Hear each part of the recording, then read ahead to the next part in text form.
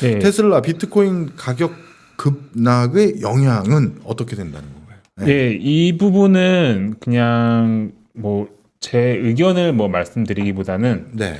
전체적으로 테슬라라고 하는 회사의 실적에서 이 비트코인 가격이 급락했잖아요. 최근에 한 일주일 사이에 굉장히 낙폭이 컸는데, 그럼 비트코인 가격이 급락을 하면은 실적에 어떤 영향을 미칠까를 한번 좀 살펴봐야 될 것 같아서 한번 정리를 해봤습니다. 일단 언론 기사들 보면은 굉장히 자극적인 뉴스들이 굉장히 좀 많은 것 같아서 한번 살펴보자. 좀 이렇게 드라이하게 한번 지켜봐 주시면 될 것 같고요. 오늘 하나씩 이 테슬라 이야기부터 말씀드리도록 하겠습니다. 예, 지금 국내와 뭐 해외 언론을 보시면은 비트코인 가격이 굉장히 급락을 했고, 이에 따라서 테슬라의 2분기 실적에서 비트코인에 따른 손실, 비트코인 가격 하락에 따른 손실 가능성이 매우 크다라는 이야기를 하고 있습니다. 이게 베론즈라고 하는 굉장히 이제 유명한 투자 언론, 뭐 뉴스 사이트라고 하나요? 인데 베론즈에서도 쭉 이제 뭐 분석을 해서 뭐 평균 단가가 얼마니 뭐 이런 뭐 38,000과 36,700의 뭐 중간 사이의 평균 단가로 계산해 보면은 뭐 대략적으로 여기 있죠. 한 1.25억 달러 정도 수준이 2분기에 테슬라의 손실로 비트코인 가격 하락 때문에 반영이 될 것 같다라고 이야기를 하고 있는 상황입니다. 지난번에 실적 발표 나왔을 때도 우리 그 정희석 이사님께서 그 비트코인이 실적에서 차지하는 비중이 꽤 있다고 말씀해 주시지 않았나요? 순이익 기준으로 봤을 때는 상당히 있죠. 뭐 지난 1분기 때는 비트코인에 따른 이익이 한 1억 달러 정도 나왔고요. 순이익이 한 4억 달러 정도였으니까요. 상당 부분이 이제 비트코인에 의해서 영향을 미쳤다라고 보시면 되는데, 어쨌든 미국의 이런 주요 언론에서도 거의 1분기와는 정반대로 1억 달러 이상의 손실이 날 수 있을 것 같다라고 이야기를 했습니다. 그래서 이런 우려가 굉장히 많이 지금 부각이 되고 있는 상황인데, 그러면은 이 의견과 함께 다른 쪽의 의견도 좀 있거든요. 그 의견도 한번 동시에 한번 살펴보는 게 이제 페어하지 않을까 싶어서 뒷장을 준비를 했습니다. 뭐 제가 뒤에 뒷장 말씀드리겠지만, 이건 포브스에서 어떠한 이제 어떤 투자자가 기고하신 내용에서 제가 좀 힌트를 얻어서 제가 좀 정리를 해본 건데요. 한번 따져봤어요.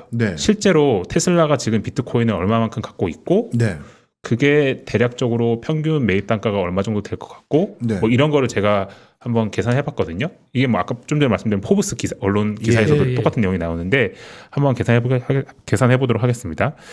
1분기 말 기준에 테슬라가 비트코인을 얼마만큼 보유하고 있는지를 보려면은 이 테슬라가 공시한 비트코인의 가치를 먼저 보실 필요가 있을 것 같습니다. 이게 테슬라의 분기 말 공시 보고서에서 가져온 건데요. 3월 말 기준으로 우리의 비트코인의 마켓 밸류는 2.48 빌리언이다. 한국 돈으로 24.8억 달러라고 나와 있습니다. 2조 한 뭐 1.1 곱하면은 뭐 한 그 정도 되겠죠.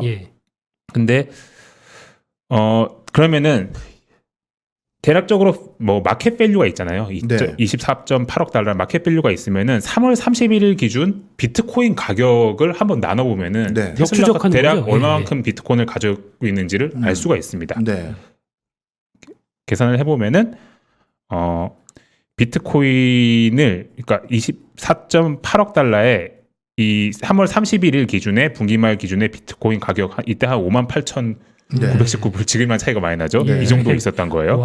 그러면은 테슬라는 아마 1분기 말 기준으로 한 4,300개 정도 수준의 비트코인을 보유한 걸로 지금 판단이 됩니다.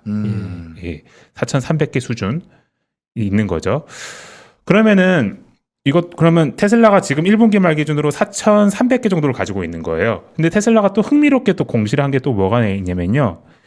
이거는 마켓 밸류고 북밸류라는 게 있죠. 자기들이 비트코인을 산 가격. 북밸류는 1.33 빌리언, 13.3억 달러입니다. 그러면은 테슬라는 13.3억 달러를 들여서 평균적으로 이 정도 들여서 4,300개 정도의 비트코인을 샀다고 하니까 여기에다가 요걸 나눠 보면은 평균 매입 단가가 나옵니다. 그렇네요. 예. 그 매입 단가가 31,000원입니다. 어. 예. 그러니까 지금 아까 보시면은 테슬라가 뭐 한 1억 달러 정도 수준의 2분기에 손실이 난다. 비트코인 가격 때문에 네. 손실이 난다라고 하긴 하지만 실제로 공시 자료를 기반으로 한번 계산을 해 보면은 손실 구간은 아닙니다. 그렇네. 예. 저게 43,000 아닌가요? 예? 아, 43,000이죠. 예, 43,000이죠. 아까 예. 말씀 잘못하셨고. 예. 43,000이고요. 네. 예, 43,000 제가 계속 말씀드린. 예. 그러니까 43,000개 정도의 수준의 비트코인을 테슬라는 평균적으로 한 31,000 비트코인, 그렇죠. 31,000 달러 수준으로 사는 겁니다. 예, 그걸 이제 장부 가치로 한 13.3억 달러로 지금 그렇죠. 예. 기록하고 있는 거죠. 그래서 저 정도 규모면 사실 비트코인 살려고 차 팔고 있었던 거 아니에요? 위장한 거죠. 예. 예, 그래서 뭐 꽤나 규모가 많은 상황인데 야. 그래서 제가 이 자료를 정리를 한 오늘 3시 기준으로 봤을 때 당시가 지금 한 35,000불 정도 비트코인 가격이 형성돼 있더라고요. 지금 이거 예. 훨씬 더 올라갔을 텐데. 예. 예, 올라갔을 텐데 이 정도면은 대략적으로 한 35,000불 수준으로 한 43,000개 정도 비트코인을 갖고 있다 그러면은 마켓밸류 시장 가치는 15.3억 달러입니다. 15.0억 달러 정도 수준입니다. 그러니까 장부 가치 대비해서 비교해 보면은 여전히 비트코인을 테슬라 가지고 손해를 보고 있는 구간은 아닌 것 아니죠. 같다라고 네. 하는 게 단순히 이제 분기말 이제 공시 예. 보고서를 통해서 나온 계산입니다. 그래서 실제로 시장에서는 테슬라가 지금 최근에 한 일주 동안의 비트코인 가격 급락 때문에 실적에서 대규모 뭐 손실을 인식을 할 거다라는 이야기도 있음과 동시에 이렇듯 실제로 계산을 해보면은 아직까지 테슬라는 손실 구간이 아니다. 왜냐하면은 비트코인을 산 평균 단가가 31,000불이기 때문에 31,000불 수준으로 아직 여전히 낮기 때문에 네. 이 두 가지 의견이 좀 공존해 있다라고 보시면은 될 것 같습니다. 근데 또 하나 테슬라 실적 얘기할 때 지난번 자료를 보다 보니까 예. 탄소 배출권 얘기도 한번 나왔었잖아요. 예. 그러니까 그게 이번에는 뭐 안 잡힐 수도 있다. 그거는 사실 예. 테슬라조차도 CFO가 뭐라 얘기하냐면요. 예. 올해 그러니까 1분기 콩콜에서 이야기한 코멘트인데 예. 물어봤어요. 올해 탄소 배출권 어떻게 될 것 같냐고. 1분기는 잘 나왔는데 예. 거의 한 5억 달러 정도 수준 나왔죠. 네. 예. 잘 물어봤더니 올해 괜찮을 것 같아. 그런데 아닐 수도 있어. 이렇게 얘기했습니다. 이게 답변입니다. 답네요. CFO의 답변이었습니다, 진짜. 예. 그래서 근데 그 탄소 배출권 같은 경우도 뭐 미국의 이제 주요 증권사들 같은 경우에는 2020년 대비 2021년, 그러니까 올해가 더 늘어난다라고 보는 시각도 굉장히 많고요. 그리고 단순하게 좀 생각을 해보면요, 이건 제 개인적인 의견인데, 네.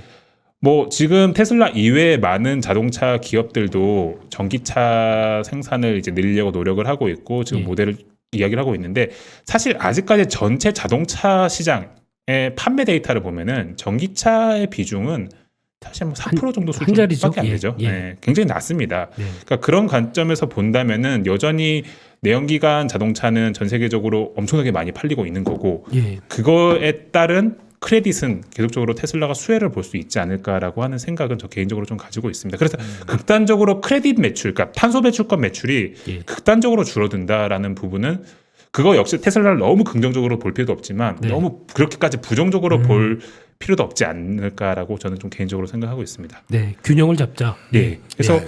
비트코인 이슈도 실제로는 손실이 안 날 수도 있다라고 이게 제가 좀 전에 말씀드린 포브스 기사인데요. 예, 이분이 얘기한 것도 실제로 아직까지는 비트코인 가격이 떨어졌다 손 치더라도 손실 구간이 아니고 이분이 뭐 강조하는 건 이런 부분이 있죠.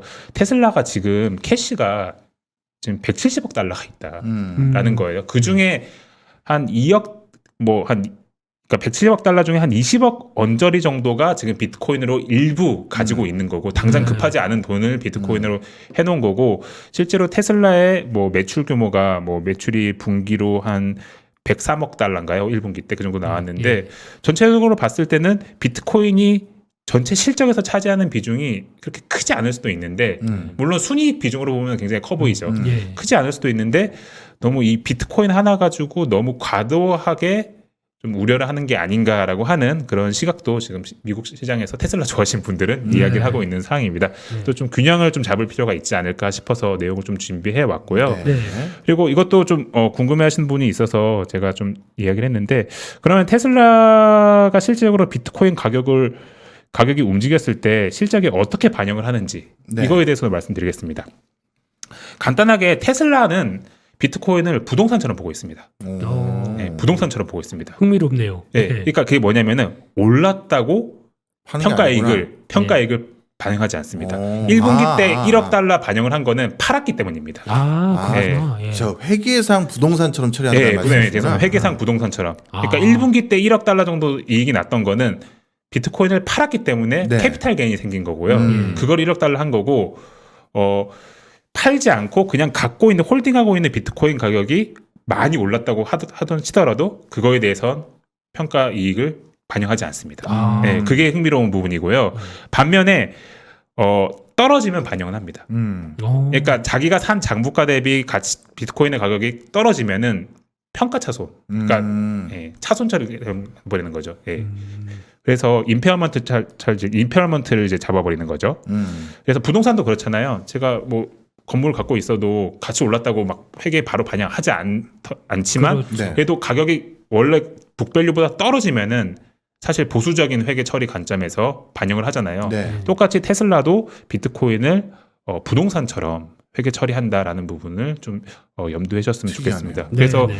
비트코인 가격이 뭐 지금부터 또 엄청 오른다 손 치더라도 테슬라가 비트코인을 팔지 않는 이상은 반영이 안 되는. 평가 이익으로는 반영이 안 되지 않습니다. 그 부분을 한번 염두해 그럼 주셔서 오히려 평가이익이 낮다고 하게 되면 악재라고보다 비트코인에서 좀 자유로울 수 있겠네요.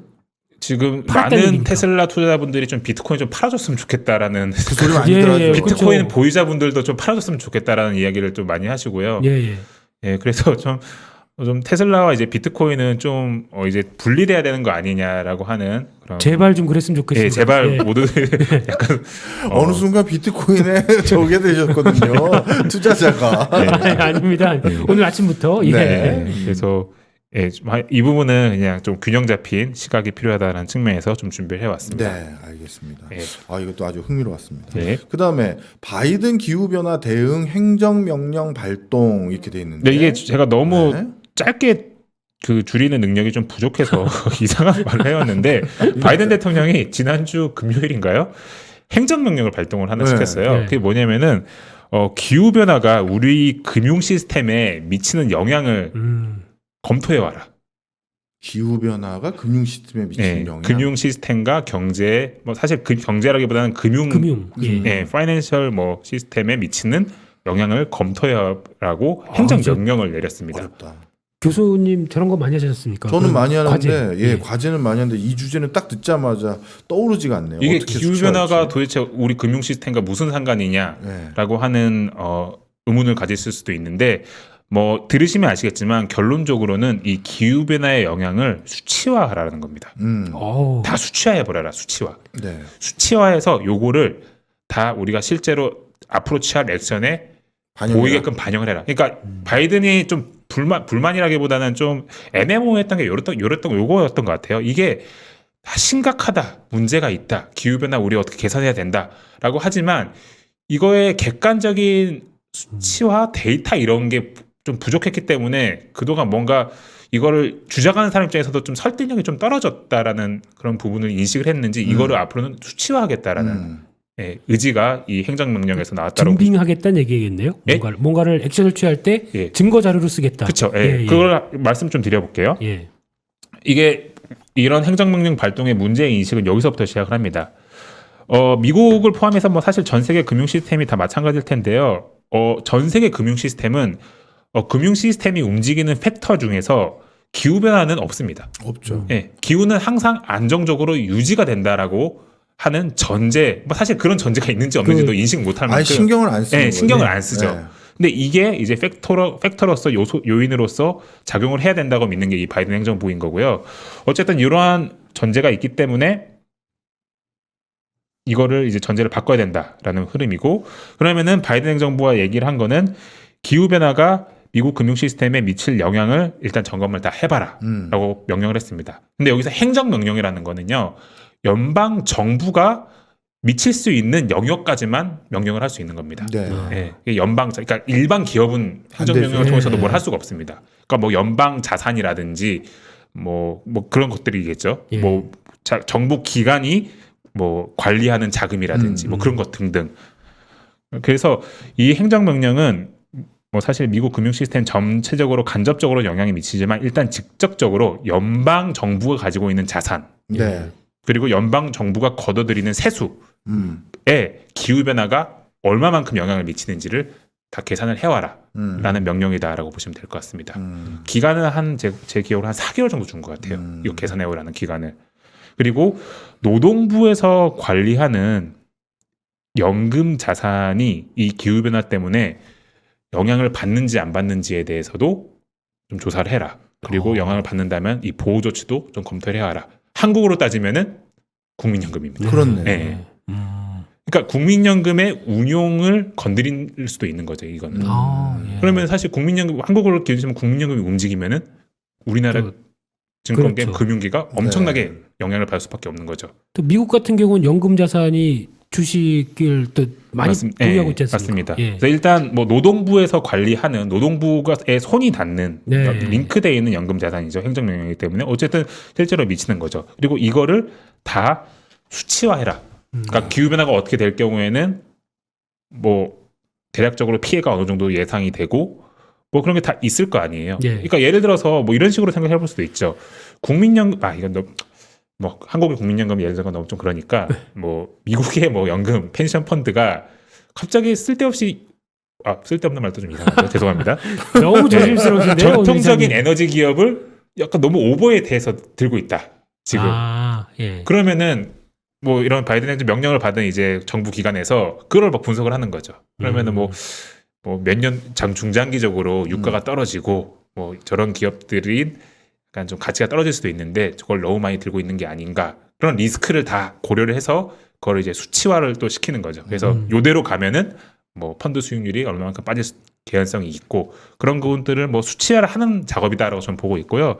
그런 거를 다 계산을 해서 예산에 반영하겠다라는 게 제가 본 이 행정명령의 요지입니다. 예산까지도 반영해 버리는 거죠. 그러니까 의외로 많이 화제가 안 된 뉴스일 수도 있는데 실제로 영향은 굉장히 큰 것 같고요. 그래서 이게 제가 방금 말씀드렸던 부분이죠. 투자회사 입장에서는 이런 기후변화와 관련된 내용을 앞으로 신경을 쓸 수밖에 없는 그런 환경이 됐다라고 보시면 될 것 같고요. 미국은 특이하게 전임 행정부 트럼프 행정부가 아주 거의 막바지에 거의 진짜 막바지에 이상한 걸 하나 남기고 왔어요. 뭐였죠? 이게 뭐냐면은 이것도 국내 뉴스는 많이 소개가 안 됐는데 투자 회사들이 자신들의 자산 운용함에 있어서 연금 자산 운용함에 있어서 기후나 거버넌스 이슈를 투자하는 데 있어서 적용을 못 하게끔 만들어 놨습니다. 또 반대로. 기후 변화를. 네, 반대로. 못을 바꾸 갔네요. 네, 그 왜 그랬냐면은 그때 들었던 근거가 뭐냐면은 이거 뭐 논리가 없다. 데이터가 없다. 구체적인 근거 데이터로 삼을 만한 근거가 없다라는 게 트럼프 쪽의 논리였습니다. 그러니까 물론 당연히 그 진영, 그 전통적인 친환경과 대척점에 있는 그 그렇죠. 진영을 위해서 이런 법안을 만들었지만 그 법안이라기보다는 그런 규제를 했지만 그 규제의 무기가 데이터 이런 거였거든요. 이게 이게 근거가 수치화돼 있지 않은 되게 애매모호한 근거를 맨날 대오는데 뭐 빙하가 녹고 있습니다. 남극 빙하가 녹고 있습니다. 뭐 산불이 나고 있습니다. 이게 직접적으로 무슨 개연성과 연관이 있느냐 이런 식으로 계속 따졌던 거거든요. 근데 그런 부분을 바이든 행정부가 뭐 예전에 그런 거 문제 삼았다면 다 수치화해가지고 다 적용을 해버리자라고 하는 게 이 행정명령의 요지가 아닌가라고 보고 있습니다. 그래서 이 작업은 노동부에 올해 9월까지는 마무리해라라고 지금 요청을 해놓은 상황입니다. 저때쯤 이슈가 되면 또 얘기해 주실 거죠? 네, 그리고 네, 얘기할 거고 예. 이게 지난주에 뭐 이게 딱 직접적인 연관은 없지만 지난 한 주 동안 미국의 신재생 에너지 기업들이 꽤 괜찮은 반등을 보였거든요. 예. 반등을 보였거든요. 그 지난주가 좀 이런 바이든 행정부의 신재생 정책과 관련된 좀 의지가 여러 뭐 이번 행정명령 포함해서 여러 방면에서 좀 보였기 때문에 신재생 에너지 기업들이 좀 반등을 한 것 같고 어쨌든 9월까지 지금 6, 7, 8월이잖아요. 신재생 에너지 기업들의 움직임을 뭐 다시 한번 좀 주목해 볼 수도 있는 시점이 아닌가라 생각하고 있습니다. 네. 그러면은 주요 운용하시는 분들 입장에서는 이런 변화 속에서 미리 움직일 수도 있는 거고요. 예. 이거는 굉장히 현실성은 있어요. 예를 들어서 한 뭐 벌써 5, 6년 된 프로젝트인데 그 미국의 인플레이션의 주요 원인 중에 하나가 벌꿀 개체수 감소를 해서 찾은 적이 있습니다. 들어본 것 같습니다. 예. 어디서 예, 그 캘리포니아 지역은 세계적인 어떤 농산물 수급의 중요한 메카 지역인데 특히 아몬드의 전 세계 수급량을 결정하는데 네. 아몬드의 그 뭐랄까요 풍년인지 흉작인지를 결정하기 위해서는 그 벌꿀이 몸에 그 묻혀가지고 그 하는 거 있잖아요. 수정이요. 예, 수정, 예. 수정이군요. 예, 그걸 해야 되는데 벌꿀 개체수가 기후 변화로 급격하게 줄어든 거예요. 그래서 아몬드 작황이 옛날 같지 않아서 그런 쪽을 바탕으로 한 여러 가지 농산물 가격이 맞습니다. 뛰어가지고 예. 인플레이션 유발되는 것들이 있는데 그런 것들이 아마 이제 뭐 물가 상승 그게 다시 금융 시스템의 영향 이런 것들에 대한 변동성이 높아지니까 그걸 이제 그런 거 지표화한다라는 것 같은데 계산해야라는 거죠. 예, 뭐 이거 벌 살려야 됩니다. 예. 예. 저는 벌의 뭐- 목숨 중요합니다. 갑자기 공무원 걱정이 공무원 네, 하여튼 아니, 뭐 농담처럼 이제 한번 예. 지켜봐야 될 것 네, 같습니다. 한번 지켜봐야 될 네, 것 같습니다. 예. 그리고 주말 동안에 또 바이든 행정부가 또 하나의 좀 의사결정을 하나 또 내렸어요. 이건 확정은 아닌데요. 그 인프라 법안 2.2조 네. 2.25조 달러 대규모로 낸다라고 제가 방송에서도 말씀을 드렸는데 좀 수정하더라고요. 네. 한 발 물러선 모습을 네. 보였습니다. 1.7조 달러. 예. 그때 저희들이 예상하기에 뭐 우리 이사님뿐만 아니라 다들 외신들도 그 말씀해 주신 그 조커 예. 그걸로 저거 통과될 수 있다고 했었거든요 다들. 네. 근데 왜 그 조커를 안 쓰는 건가요? 그냥 모양새를 좋게 하기 위해서 일단은 뭐 한번 양보하는 모습을 보인 것 같아요. 그리고 이 1.7조 달러를 가지고 5월 말까지는 좀 합의를 보고 싶어하는 일주일 남았죠. 예. 네. 지금의 이제 행정부의 바람인데 공화당 같은 경우에는 1.7 민주당이 제시를 한 건데 여전히 0.8에서 0.9조 달러 수준을 마지노선으로 잡고 있습니다. 예, 그 이상은 못 가겠다라고 얘기를 하고 있죠. 잠깐만요. 그 질문을 예, 한 번 또 예. 드린 이유가 하나가 더 있었는데 그 모양새 때문에 비중이 더 큰 건지 뭐 이유가 뭐 하나만 있지는 않을 수 있으니까요. 그렇죠. 또 일각에선 저게 벌써 유동성 과잉 공급, 예. 물가 상승, 그것 때문에 슬슬 벌써 줄여가는 거다. 이렇게도 해석하는데 그런 시각에는 어떻게 생각하세요, 이사님? 저는 그렇게는 생각하지 그건 않고 아니구나. 이걸 내용을 보시면 될 것 같아요. 네. 여기서 한 0.5조 정도 줄였죠. 네. 0.5조면은 대략 한 500억 달러 정도 수준인가요? 5천억 달러 수준이겠죠. 네. 어디서 줄였냐? 한번 제가 말씀드려 보겠습니다. 네. 예, 일단 전통적인 도로교통, 인프라네요. 인프라가 이게 한 160 정도 되거든요. 예. 160 정도 제가 160 빌리언 제가 단위는 빠뜨리겠습니다. 네. 160 정도 되는데 이거를 160에서 120으로 줄이겠다라고 얘기를 했습니다. 120 정도로. 네. 그리고 여기 하이스피드 브로드밴드 5G 예. 이게 한 100빌리언 정도 잡혀 있는데요. 이거를 한 65 정도로 줄이겠다라고 얘기를 했습니다. 그리고 여기 R&D 투자, 뭐 제조업 관련된 투자가 300 그리고 R&D가 한 180 있죠. 이거 합쳐서 480이거든요. 네. 요거 없애겠다라고 했습니다. 근데 이거 480은 여기는 안 넣고 네. 따로 법안을 만들겠다고 했습니다. 그럼 빼는 건 아니고. 빼는 거 아닙니다. 그러니까 실제로 보면은요, 사실 480이 거의 대부분인데 이거 그냥 따로 하겠다는 거예요. 그럼 빼는 건 아니고. 빼는 거 아닙니다. 그리고 사실 뭐 여기 보시면은 도로 인프라 뭐 약간 양보해서 5G 조금 양보한 것 같네요. 네. 전기차 그 복지 바이든 행정부가 중요하게 생각했던 핵심적인 건 다 살아 그대로 있습니다. 들어있네요. 예. 그러니까 공화당 입장에서는 이거 바로 보고 못 받겠다 했거든요. 네. 음. 사실 약간은 좀 눈속인 것 같은 아. 그런 액션이 아니었나라고 생각하고 있습니다. 여기서도 여전히 신재생이라든지 바이든 행정부가 내세우고 있는 그런 정책 기조는 유지되고 있다. 라는 부분이 좀 확인됐습니다. 네. 그러면 뭐 진짜 무슨 테이퍼링이나 인플레 우려 이런 건 전혀 아니고 그건 아닌 것 그건 같습니다. 아닙니다. 예, 그건 아닌 것 같습니다. 예, 그리고 반도체 부족 현상 제가 이야기를 계속적으로 많이 드렸는데요. 한 하루 이틀 사이에 약간 분위기가 또 바뀌는 느낌도 좀 들었습니다. 어떤 거죠? 일단 이 대단하신 분이죠. AMD의 이제 가수라고 이제 일컬어지는 분이시죠. 네. 이제 리사수 CEO께서 존경받는 CEO죠. 예, 그래서 GPU 부족, 그래픽 카드 부족 현상이 이제 올해는 가면 갈수록 이제 개선될 거다, 좋아질 거다라고 블룸버그 인터뷰를 통해서 이야기를 했습니다. 여러 가지 이야기가 있지만 일단 이 이슈를 떠나서 그 리사수의 코멘트를 떠나서 일단 암호화폐 가격이 지금 폭락을 했기 때문에 네. 지금 오늘 뭐 반등을 한다 손 치더라도 네. 그냥 거의 절반 가까이 폭락한 거잖아요. 네. 그렇죠. 그래서 채단성이 안 나옵니다. 음. 네, 안 나오기 때문에 지금 중고 시장에서 GPU가 엄청나게 풀렸다는 얘기가 있습니다. 지금 팔려는 사람은 많은데 네. 살려는 사람들이 뭐 다시 오르면 또 늘어날 수도 네. 있겠지만 지금 팔려는 사람들이 훨씬 많다라는 얘기가 있어서 GPU 부족 현상이 가격이 좀 떨어질 개연성을 보이고 리사수는 TSMC를 통해서 공급이 좀 늘어날 것 같다라는 이야기를 했고 그리고 뭐 최근에 뭐 암호화폐 쪽에서도 뭐 이더리움의 수수료 정책 변화 네. 등 뭐 난이도 뭐 조절을 뭐 하느니 마니 얘기가 있지만 약간은 이런 채굴에 따른 채산성이 좀 안 나오는 방향성으로 암호화폐가 좀 흘러가는 네. 그런 분위기도 있기 때문에 이런 GPU 쪽 반도체의 쇼티지 현상이 이제 거의 정점을 지난 게 아닌가라고 하는 그런 이야기도 있습니다. 그리고 또 뭐 엔비디아 같은 경우에는 지금 TI 제품이라고 해서요. 3070, 3080 Ti 좀 개선된 제품이죠. 네, 기존의 라인업에서 약간 개선된 제품인데 그 제품과 같은 경우에는 TI 제품 같은 경우에는 뭐 이제 6월 총괄에 나오는데 채굴 기능을 좀 많이 뺐습니다.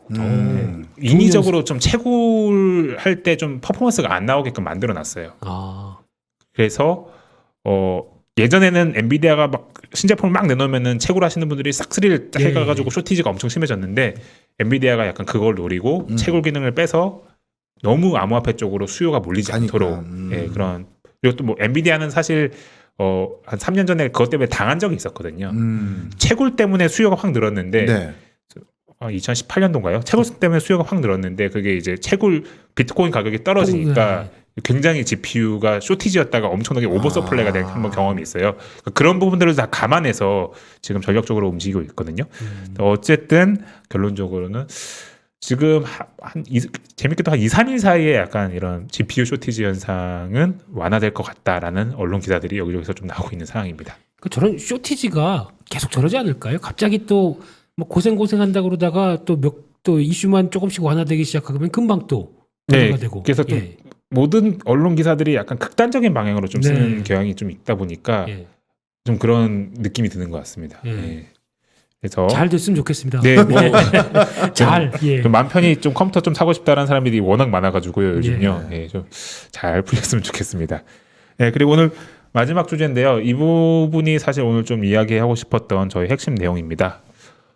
시간이 벌써 이렇게 됐네요. 좀 짧게 하겠습니다.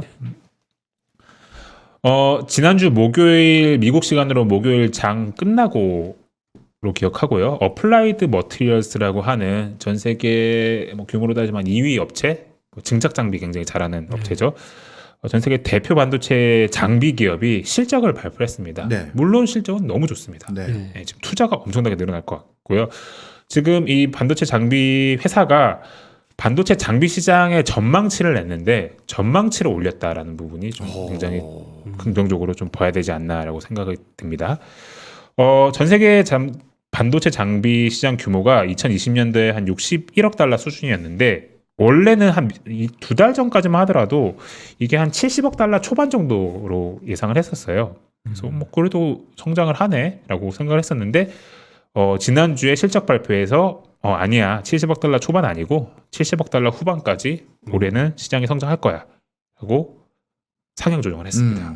그리고 2022년도에도 대략적으로 계산을 해봤을 때 한 80억 달러 후반까지도 시장이 성장을 할 거다. 뭐 지금 분위기 봐서는 그런 분위기잖아요. 뭐 인텔이 뭐 미국에 엄청나게 투자하고 TSMC 삼성도 투자하고 계속적으로 늘어날 수밖에 없는. 그래서 지금 반도체 장비 시장이 굉장히 핫하지만 더욱더 핫해지는 분위기가 실적 발표에서도 확인이 됐고요. 굉장히 이 CEO가 굉장히 강한 어조로 이거 일시적이지 않다. 저런 거 중요합니다. 이야기를 저런 했습니다. 내용. 예. 그래서 뭐 전체적으로 이렇게 코멘트를 제가 이렇게 게을러 가지고 전체를 캡처해 왔는데 몇 개 핵심만 말씀드리면요. 번역기 쓰죠, 뭐. 네. 일단 그 뭐 포스트 팬데믹 돼서 디맨드 세미컨덕터 그러니까 반도체의 디맨드는 계속적으로 늘어날 거다라고 일단 이야기를 했고요. 이거 먼저 보시면은 여기 보시면 이러한 디맨드의 상승은 모든 에브리 뭐 인더스트리 써 있죠. 제가 나타나고 이게 얼리 이닝이다. 초기 단계일 뿐이다라는 이야기를 했습니다. 그리고 이런 디맨드의 상승, 그러니까 구조적인 수요의 성장 때문에 우리가 여기 이 어디 갔나요? 여기 있다. 죄송합니다. 예, 요 내용인데 우리가 지난 20년간 해왔던 반도체를 공급하는 방법으로는 이 디맨드를 충분하게 저스트 인 타임으로 충족을 시키지 못한다라는 내용이 요 세 그 줄이라고 보시면 될 정도입니까? 것 같아요. 예. 회사가 얘기한 거는 이런 내용인 거고요. 그래서 뭐 기술적으로 뭐 여러 이유를 요게 쭉 설명을 했어요. 왜 그렇게 디맨드가 올라오는지, 뭐 기술적으로, 뭐 지금 현상, 뭐 산업적으로, 경제적으로 다 쭉 설명을 했는데 마지막으로 우리는 이러한 구조적인 변화, 수요의 성장이 성장을 굉장히 강하게 믿고 있는데 아직까지는 사람들이 이거를 제대로 이해하지 못하고 있는 것 같다라는 게 CEO의 얘기겠습니다. 의외로 되게 세게 얘기한 거죠. 그렇네요. 네, 실질적으로. 그래서 어플라이드 머티리얼스라고 하는 전 세계에서 가장 큰 반도체 기업 중에 하나가 이렇게 좀 강하게 이야기를 했다는 거는 반도체 장비 업황은 상당히 좀 계속적으로 좀 좋을 수 있는 환경이 아닌가라고 좀 약간 의심하기 힘들 정도로 좀 괜찮은 분위기가 아닌가라고. 뭐 주가는 뭐 전에 좀 흔들리는 건 맞지만 이런 부분을 좀 보셔야 될 것 같고요. 그리고 이게 뭐 보시면은 실적을 간단하게 먼저 좀 보면요. 분기별로 이렇게 실적을 낸 건데 이게 매출 먼저 보시면 매출이죠. 한 3.9빌리언 정도 나왔는데요. 이게 전년 동기 한 거의 50% 오른 겁니다. 네, 이렇게 오른 거죠. 이렇게. 그래서 좀 실제 실적에서도 엄청나게 지금 수요가 좋은 거를 확인을 하실 수 있을 것 같습니다. 이런 장비 업체의 트렌드를 보면 요즘 많은 분들이 그 궁금해하시는 진짜 반도체 슈퍼사이클 오는 거예요, 대표님? 저런 수치들만 쭉 본다고 하는데 일단 장비 시장 같은 경우는 가장 먼저 영향받는 게 일단 설비 투자들이겠죠. 설비 투자들이 먼저 앞서 얘기하셨던 것처럼 TSMC부터 다 한다라고 하다 보니까 기회윤이 늘어나는 거고 제가 보기에는 솔직히 어떤 슈퍼사이클이 본격적으로 들어오면서 영향을 크게 받는다라고 하게 되면 소재 쪽 아닐까요? 소재 쪽. 네, 소재 쪽이 또 드라마틱하게 늘어나는 게 확인이 돼야 그만큼 이제 소모품 쪽이다 보니까 이쪽의 변화가 더 이를 잘 반영하지 않을까라는 생각을 살짝 하는데 뭐 좋다면 다 가겠죠. 뭐 관심 있게 보겠습니다. 그래서 전체적으로 반도체 장비 시장 좋다라는 부분을 이번 어플라이드 머티리얼스 실적에서 확인을 했는데 사실 이와 같은 전망이 지금부터 5년 전에도 있었습니다. 그래서 이게 은근히 좀 구조적으로, 그러니까 우리는 지금 코로나 때문에 일시적으로 이런 모습이 보이는 게 아니냐라고 하는 생각을 하실 수도 있는데 5년 전에도 이러한 전망이 있었거든요. 그래서 오늘은 5년 전에 있었던 이 전망과 뭐 보너스로 앞으로 이와 같은 구조적인 성장 속에서 반도체 장비 산업에 나타날 수 있는 변화 하나를 좀 말씀을 한번 드려볼까 합니다.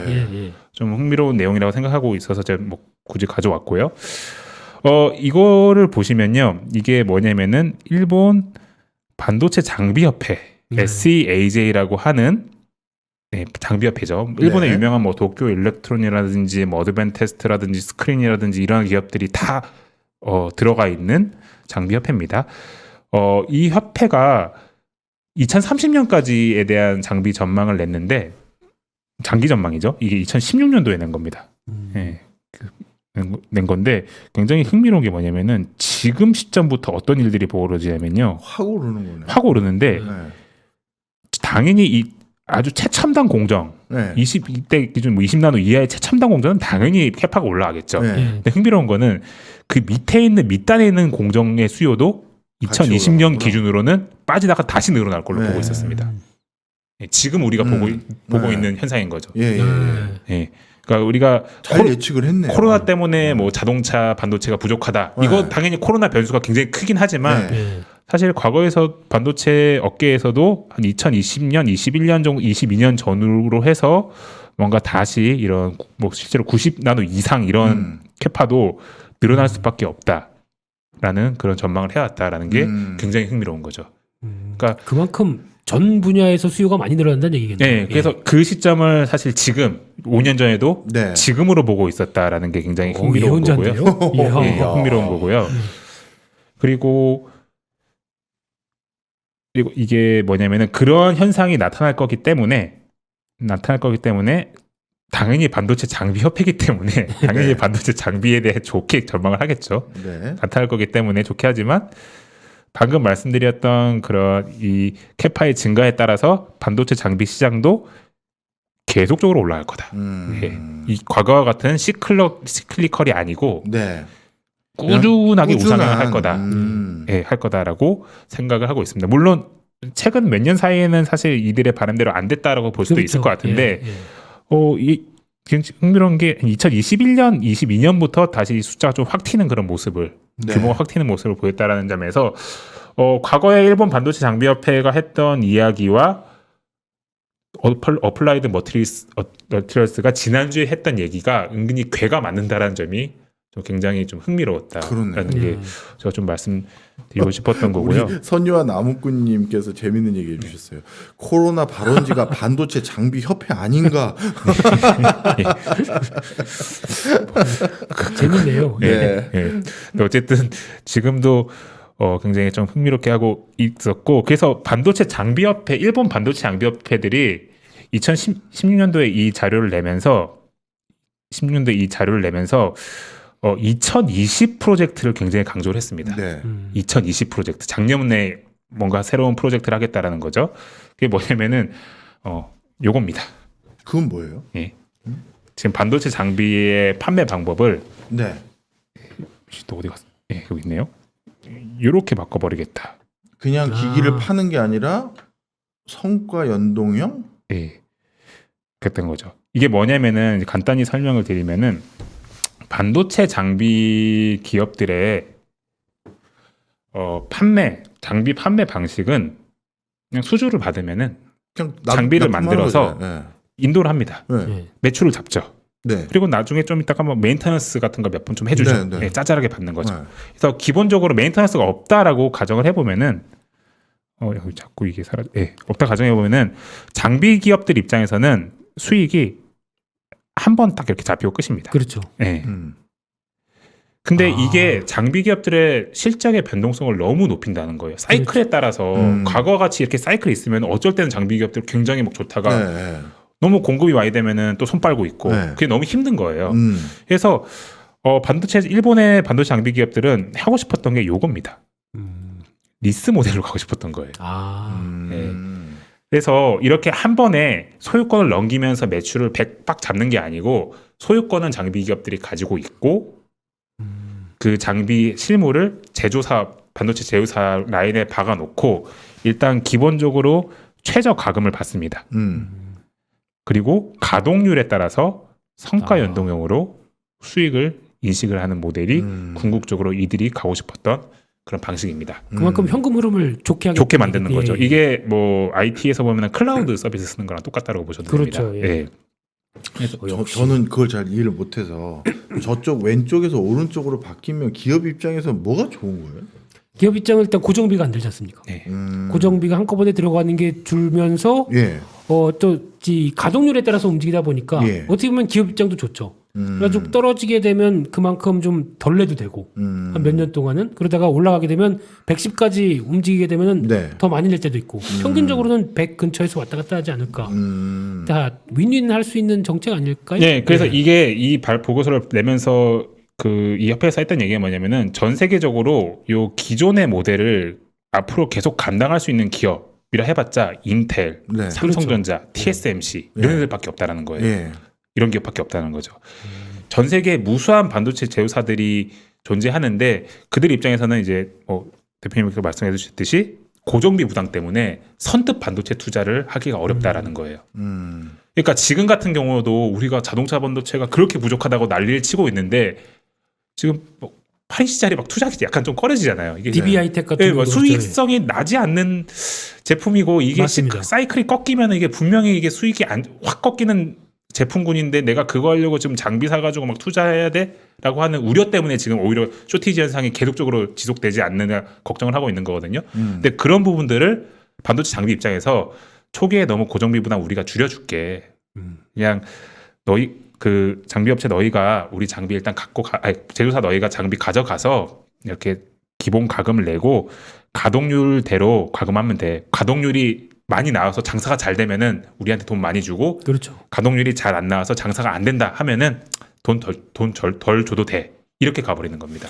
저는 이제 그 네. 관점이거든요. 무슨 얘기냐면 삼성전자의 투자자들 입장에서는 왼쪽에서 오른쪽으로 옮겨버리면 그동안은 이제 저건 엄청난 시설 투자가 들어가는 산업이 반도체 산업이란 말이에요. 네. 그러다 보니까 아무나 못 덤벼들어요. 돈쯤 있어야지만 그렇죠. 덤벼들죠. 네, 네. 그런데 저렇게 오른쪽 모델로 바뀌면 잠재적 후보군들도 그렇죠. 이 시장에 들어온단 말이에요. 네. 그러면 이 시장에서 기존의 강자들은 새로운 뉴페이스들하고 또 경쟁을 해야 되는 구조이기 때문에 저 장비 업체들에게는 호재일지 모르겠지만 반도체 실제 만든 회사들 입장에서는 저런 모델이 만약에 바뀐다고 하면 네. 악재일 것 같은데. 그 기본적으로 삼성이나 대규모 그 반도체 기업들 입장에서는 굳이 오른쪽 모델로 갈 이유도 없고요. 네. 말씀하신 대로 내가 왜? 네, 이렇게 갈 겁니다. 네. 근데 일본의 반도체 장비 협회에서 얘기한 거는 그 당시에 무수히 많은 그 중소 반도체 제조사라든지 특히 중국 반도체 제조 기업들이 이 모델을 많이 채택할 것 같다라는 이야기를 하면서 요걸 나온 거고 이 모델을 좀 밀었던 거고요. 이게 보시면은 흥미로운 게 이거는 이제 비용을 다 이제 좀 더 더해본 겁니다. 근데 그냥 간단하게 이 위의 내용만 보시면 될 것 네. 같아요. 기존 모델로 하면은 반도체 제조 기업들 입장에서는 장비를 사면 총 지출이 215였는데 네. 이 성과 연동으로 바꾸잖아요. 네. 그러면은 보시면은 가동률이 90%가 나오면은 네. 가동률이 너무 좋게 나오면은 기존 모델보다 조금 더 돈을 더 주긴 해야 됩니다. 장비 네. 업체들한테 225. 근데 만약에 좀 업황이 안 좋아져서 가동률이 좀 낮게 나온다라고 하면은 돈을 덜 줘도 됩니다. 네. 그러니까 초기 고정비 부담을 줄이는 대신에 뭐 장사가 잘 될 때는 조금 더 줄 수도 있는 거죠. 근데 이렇게 가동률이 좀 낮게 나오고 좀 불황에 빠졌을 때는 확실히 장비를 사오는 데 있어서의 그런 비용을 좀 세이빙을 할 수 있다라는 측면에서 제조사 입장에서도 중소 제조사 입장에서도 크게 부담이 없다라고 보실 수도 있을 것 같고 근데 여기서 한 단계 이거는 사실 어플라이드 머티리얼스가 네. 지금 막 노리고 있고 일본의 도쿄 일렉트론이 막 노리고 있는 예. 그런 부분인데 지금 장비 업체들이 또 뭘 하고 있냐면요. 네.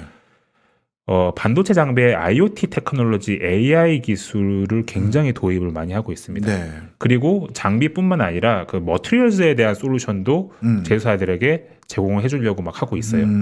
이게 어떤 의미냐면 기존에는 단순히 장비만 딱 팔고 끝이었던 거예요. 네. 그냥 설치해주고 엔지니어가 가끔 관리해주고 메인터넌스 해주고 하는 건데 이제는 예를 들어서 어플라이드 머티리얼스 장비를 어떤 반도체 제조기업이 가져가서 돌렸을 때 어플라이드 머티리얼스 장비에서 데이터 분석을 다 해줍니다. 네. 라인에서 어떻게 돌아가고 있는지 실제로 AI로 막 돌려서 그런 것들에 대한 솔루션을 또 파는 거예요.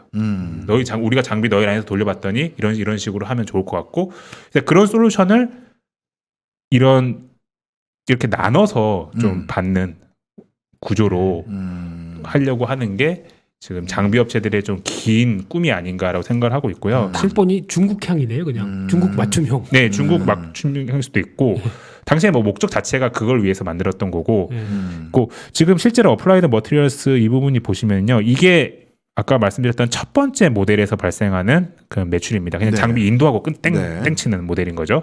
근데 최근에 어플라이드 머티리얼스가 밀고 있는 게 어플라이드 글로벌 서비스라고 해서요. 이게 뭐 부품 판매, 애프터 서비스, 제가 좀 전에 말씀드린 데이터 분석 이런 것들을 솔루션으로 파는 겁니다. 지금 전체 매출에서도 그래도 의미가 있게 한 25%까지 올라왔어요. 네. 예. 근데 이 중에 흥미로운 게 보면요. 25% 중에 70% 그러니까 한 15% 16%인가 정도 되나요? 그 25% 그러니까 전체 매출의 어플라이드 머티리얼즈 전체 매출의 15%가 구독 기반입니다. 야, 예, 장비 업체들이 구독 기반으로 이미 하고 있는 거예요. 좀 무섭네요. 예.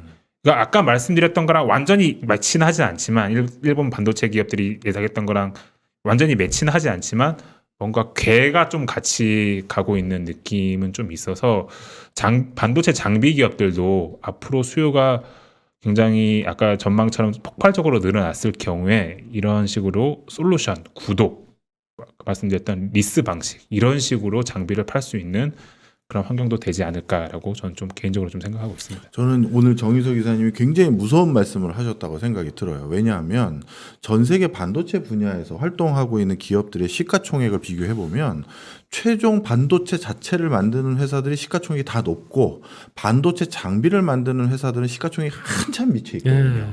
왜냐하면 부가가치의 대부분이나 시장의 어떤 마켓쇼의 대부분을 반도체라는 전체 인더스트리에서 최종 반도체를 납품하는 사람들이 다 가져가는 그렇죠. 거거든요.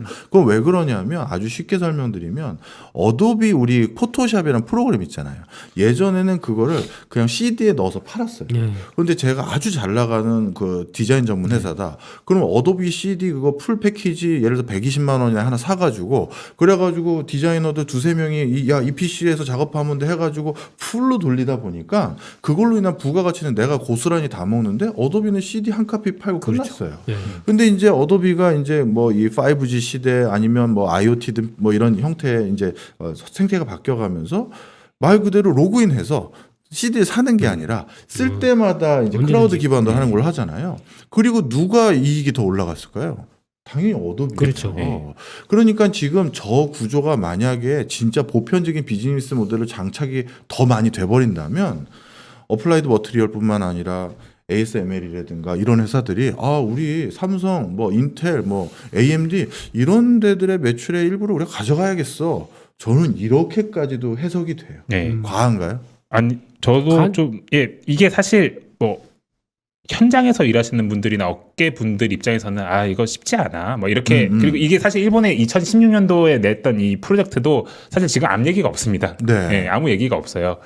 그래서 쉽지 않을 수도 있는데 근데 저 어플라이드 머티리얼하고 ASML은 슈퍼갑이니까. 네. 근데 아까 제가 말씀드렸던 이런 진짜 큰 틀에서의 구조적인 변화가 실제로 나타나고 뭐 엄청난 수준의 좀 뭐 아주 올드한 세대의 반도체 수요도 막 폭발적으로 증가를 하고 그리고 어플라이드 머티리얼스가 이 얘기를 했잖아요. 지난 20년간의 그런 공급 체계는 이제 유효하지 않다라는 식으로 얘기를 했기 때문에 궁극적으로는 좀 그렇게 충분히 갈 개연성도 있다. 좀 상상력을 좀 더해서 지금 모든 사실 네트워크 장비도 지금 그런 식으로 팔기 시작했거든요. 몇 년 전부터 트라이하고 최근에 뭐 시스코라든지 뭐 그런 기업들도 구독 모델을 많이 밀고 있는 상황이라서 반도체 장비도 충분히 그렇게 갈 수도 있지 않을까라고 생각을 하고 있고 그리고 여기 보시면은 제가 방금 말씀드렸던 일본 반도체 장비 협회 내용은 이 링크 저 자료 보실 수 있으시잖아요, 시청자분들. 이 링크 따라가시면 될 것 같고 이게 이 자료는 제가 한투 있을 때 썼던 자료이기 때문에 그냥 저작권 한투 소유인가요, 이 저작권은? 제가 4년 전에 한투에서 썼던 자료이기 때문에 편하게 그냥 보셔도 될 것 같습니다. 재직하고 계실 때. 지금 좀 저도 아까 좀 읽어봤는데 재밌더라고요. 이게 과거의 미래를 전망을 좀 한 것과 그 미래가 또 지금이 됐잖아요. 지금이랑 좀 비교를 해보니까 좀 내가 전망도 좀 잘못했구나. 뭐 일부는 그래도 이건 좀 의미 좀 많네 이런 것도 많아서 이 링크 따라가시면 재밌을 것 같고 또 방금 말씀드렸던 그런 이거를 미국에서는 또 이퀴먼트 애저 서비스라고 해서요. 엑센추어가 작년 8월에 또 관련된 보고서를 냈습니다. 반도체 산업도 굉장히 구독 기반으로 많이 바뀔 수도 있다라고 하는 보고서를 냈기 때문에 이 보고서 역시도 여기 링크를 제가 붙여놨습니다. 그래서 이 링크 따라 들어가시면은 이 보고서도 PDF로 돼 있어서 보실 수 있습니다. 미국은요. 제조 회사가 아니거든요. 그렇죠. 미국은 다 투자 회사예요. 맞습니다. 그러다 보니까 만약에요 이렇게 반도체 장비 회사들이요 전부 데이터를 장비를 넘기고 그 거기서 가동하는 데이터들을 실시간적으로 어플라이드 머티리얼이나 이런 데서 받아가잖아요. 그러면 반도체 애널리스트보다도 본인들이 더 더 빨리 잘하죠? 더 잘 알아요. 그렇죠. 그러면 그 진짜 아주 심하게 말하면 어플라이드 머티리얼이 반도체 전문 투자 자문 회사를 차린다든가 그러면 이게 또 게임이 안 되는 게 되거든요. 쟤네들은 항상 투자 마인드거든요. 네, 저는 그렇죠. 굉장히 오늘 걱정이 많이 되는 얘기를 해주셨네요. 좀 좋은 소식을 들고 오셨어야지. 아니 뭐 이거 좀 중장기적인 이야기이기 때문에 하여튼 뭐 그래도 좀더 알겠습니다. 좀 상상력을 더해서 좀 가져온 내용이라고 이해했으면 좋겠습니다. 네.